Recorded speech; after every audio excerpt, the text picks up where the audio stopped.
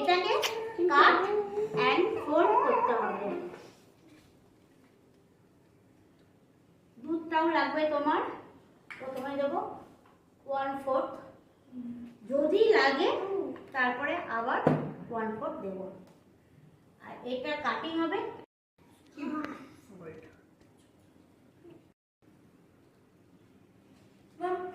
এটা কি স্প্যাচুলা দিয়ে বিট করতে হবে, ব্লেন্ডার দিয়ে বিট করলে হবে না? না, ব্লেন্ডার দিয়ে বিট করলে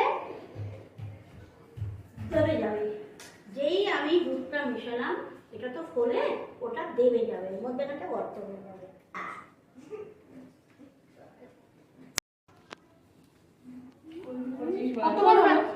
আমি বলে দিচ্ছি।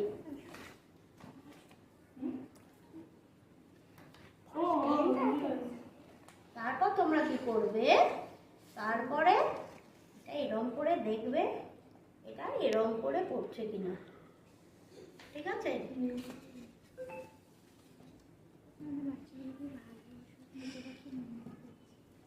আমাদের ভালো লাগছে, আমি আরেকটু নিজের পছন্দ মতো একটু দিচ্ছি। হ্যাঁ,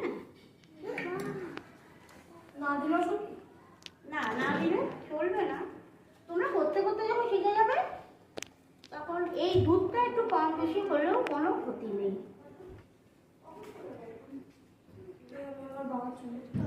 ঠিক আছে, অবন্তিকা দেখলে, সবাই দেখলে। এবার অবন্তিকা এটাকে অয়েল ব্রাশ করো। অয়েল ব্রাশ কর, এখানে অয়েল আছে, ব্রাশটা নিয়েছিস, নিয়ে অয়েল ব্রাশ একদম গা যেমন করে দেখো এইরকম দিক নিতে হবে। নিরু এটা হচ্ছে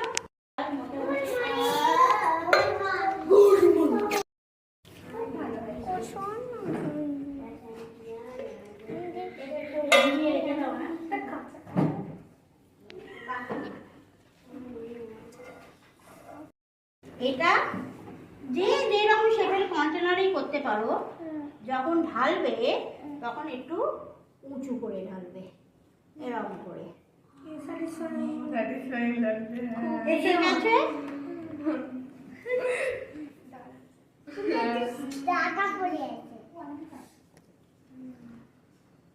বুঝতে পারছো তো সবাই?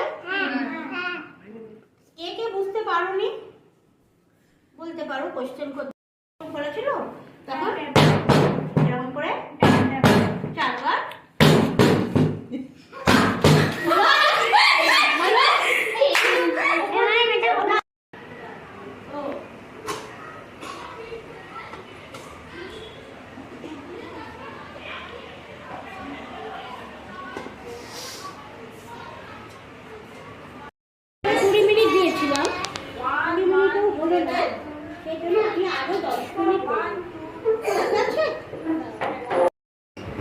সবাই দেখেছো?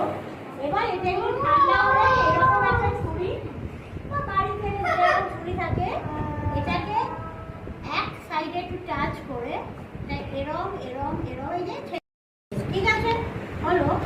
এবার কি করবে, একটা পরিষ্কার থালা নেবে, থালা নিয়ে কি করবে এটাকে পরিষ্কার হবে। ওকে, পরিষ্কার হবে। এবার আমি এটাকে কি করবো,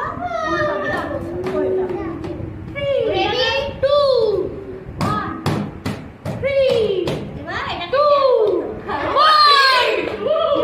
করে এটাকে